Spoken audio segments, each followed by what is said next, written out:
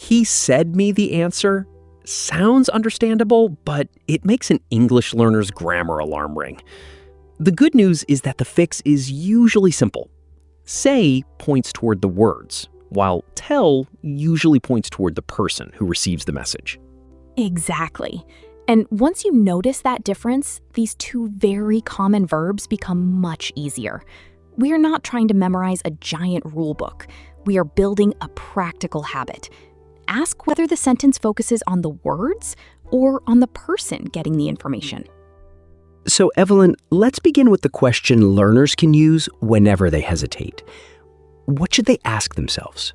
Ask, what were the words? Or who got the information? If the focus is the words, use say. If the focus is a person receiving information, use tell.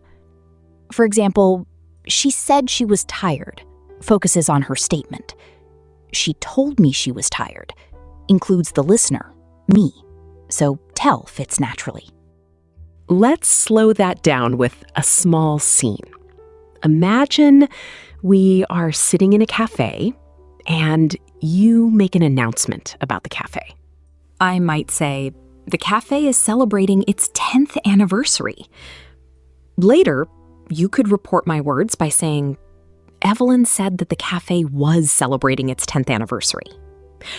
Or you could focus on the person who heard the information. Evelyn told Nash that the cafe was celebrating its 10th anniversary. Same basic message, different grammatical focus. And that gives us the most useful beginner pattern. Say usually does not take a person directly after it. Right. We say, she said she was tired. We do not normally say, she said me she was tired. With tell, we normally put the listener directly after the verb. She told me she was tired. We can also say, she told us, she told her, or she told the students. Tell usually needs that receiving person when we report information. What about the other common mistake? She told she was tired. That sentence feels incomplete because tell normally needs someone who received the message. We would say, she told me she was tired, or she told her friend she was tired. So remember the two shapes. She said she was tired, but she told me she was tired. Let's give listeners a quick repeat after us exercise. Evelyn, you say the first one, and I'll follow with the second. She said she was tired. She told me she was tired. Again. She said she was tired. She told me she was tired. The difference is small in sound, but important in structure. If you are practicing aloud, leave a little space after each sentence and repeat it once slowly, then again at a natural speed. Now, direct speech is another place where say appears often. What does that mean? Direct speech gives someone's exact words. For example, Maya said, I need coffee. The quoted words are presented as the speaker's actual words. We can also say, he said to me, I'm busy. Notice that the listener comes after to. Said to me, not said me. So, he said to me is correct, but he said me is not the normal pattern? Correct. Say can be followed by the words themselves or by to plus the listener. We can ask, what did she say? We can answer, she said, I'm busy. Or we can say, she said to me, I'm busy. The small word to matters because it connects say with the person hearing the words. I like the memory trick that say asks, what were the words? And tell asks, who got the information? Let's test it with a family message. Imagine your brother sends a message. I'm going to visit on Saturday.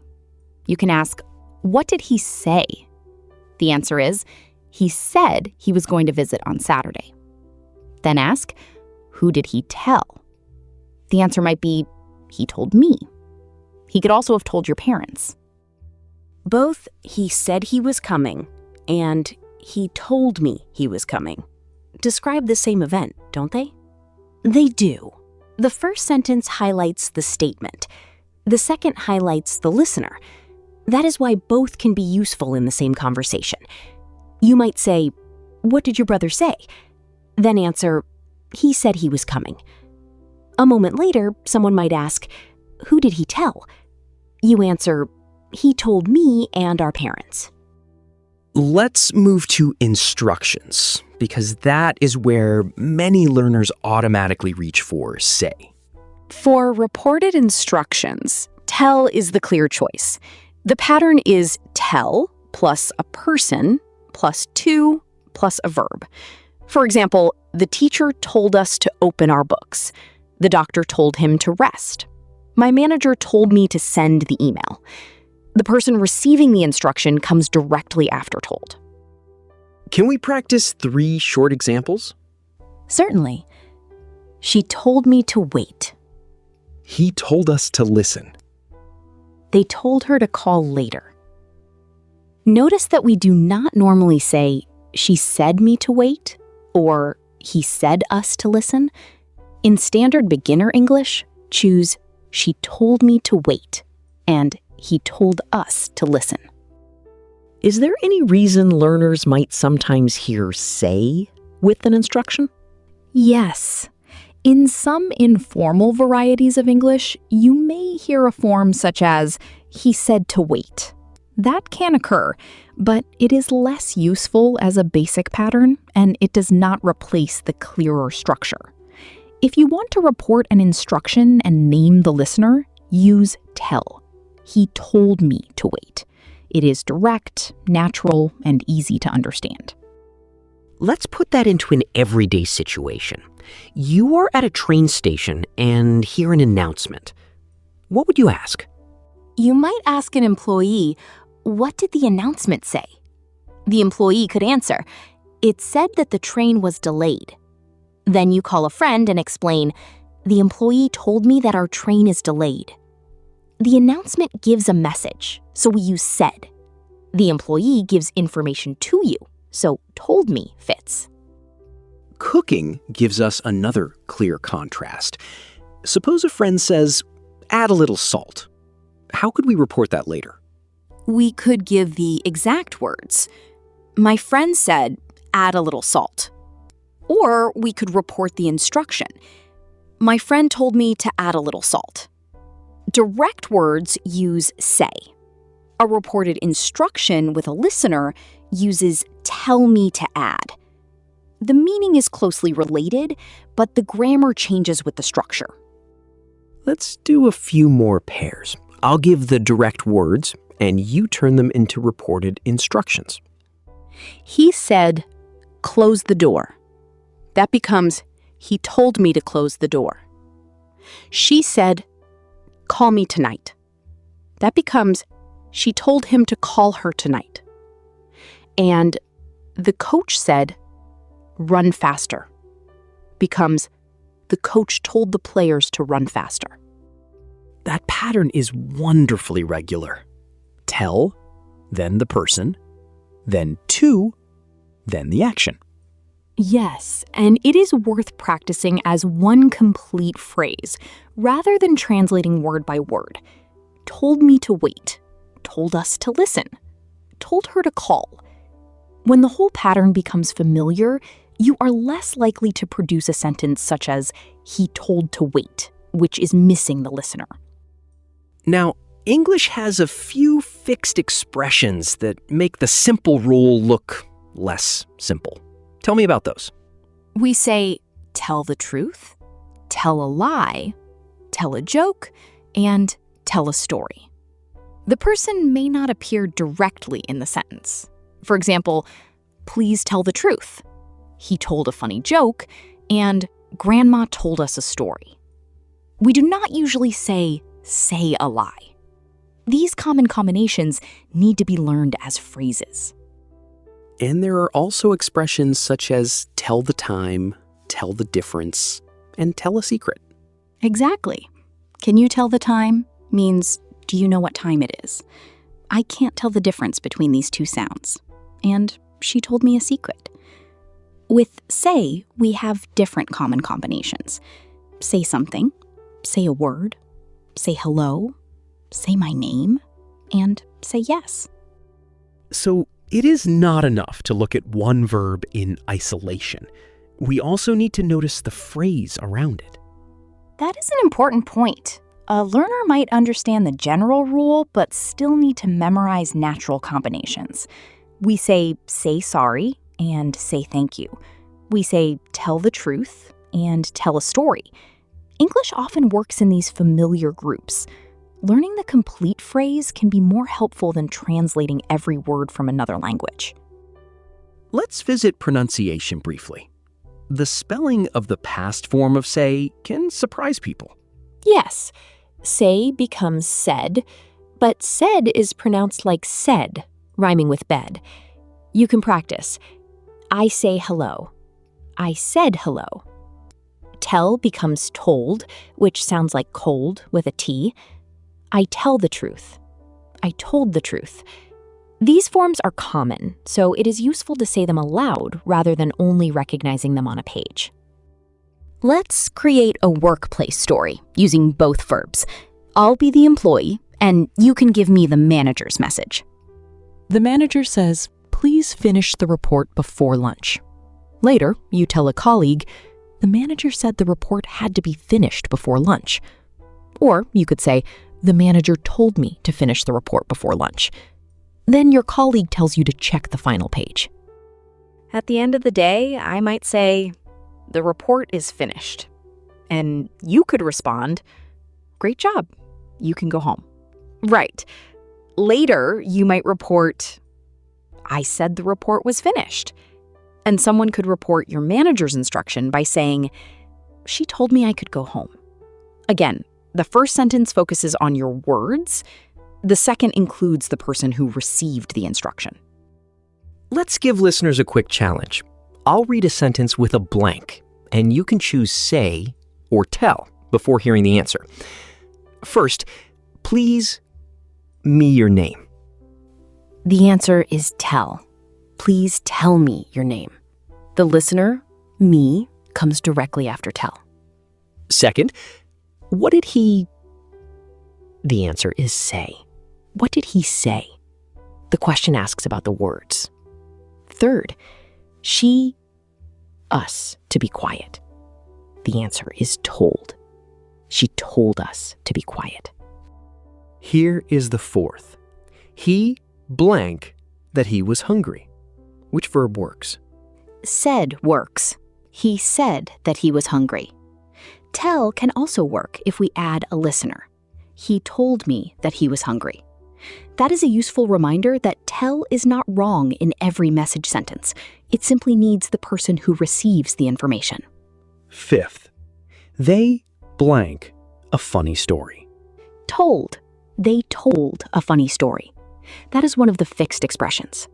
And sixth, she blank hello when she entered the room. The answer is said. She said hello. Let's address a question learners may have. If both verbs can report information, how do I choose quickly in a real conversation?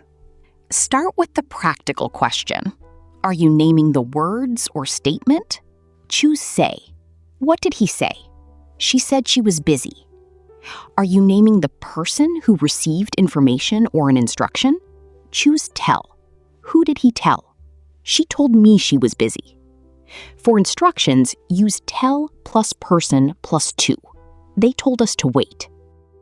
And if you make the mistake, he said me, it is not a disaster.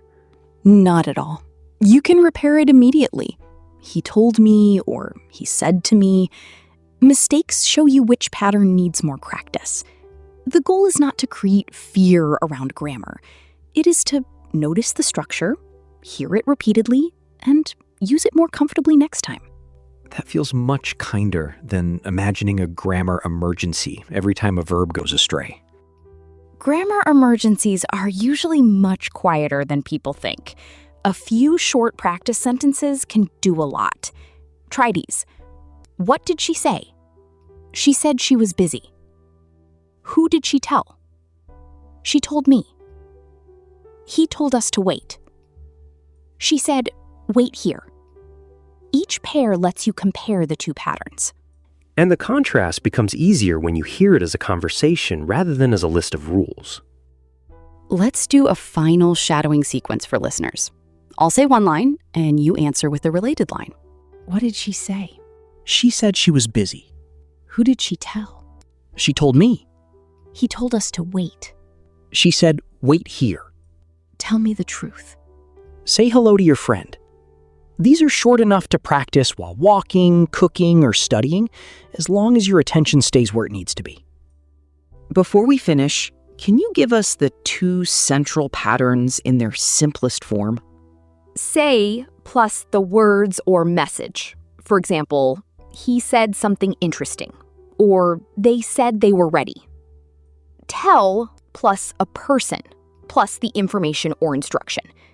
She told me the truth, or they told us to sit down. Then remember the special phrases. Tell a story, tell a joke, tell a lie, tell the truth, and tell a secret. Let's add a small practice plan. What should listeners do today? Write 6 sentences, 3 with say and 3 with tell. Then turn each one into a short exchange. For example, Lena said she was late. Ask, who did she tell? And answer, she told her brother. Finally, record yourself saying the sentences. Listen once, repeat once, and repeat again a little more naturally. And if someone wants one final reminder before they leave, when you are asking about the words, think say. What did she say? When you are asking about the receiver of the message, think tell. Who did she tell? For a reported instruction, use tell someone to do something. Those 3 habits will solve a large number of beginner mistakes. Say the words, tell the person, keep noticing the patterns, and keep speaking. Evelyn, this was a wonderfully clear way to separate 2 small verbs that cause a surprising amount of trouble. Thanks for making the examples so practical. Thank you, Nash. The main thing is to practice complete phrases. Stay patient with mistakes and listen for how say and tell work in real sentences. That's a lovely note to end on. Thanks for listening, and until next time, keep repeating, keep speaking, and remember, say the words, tell the person.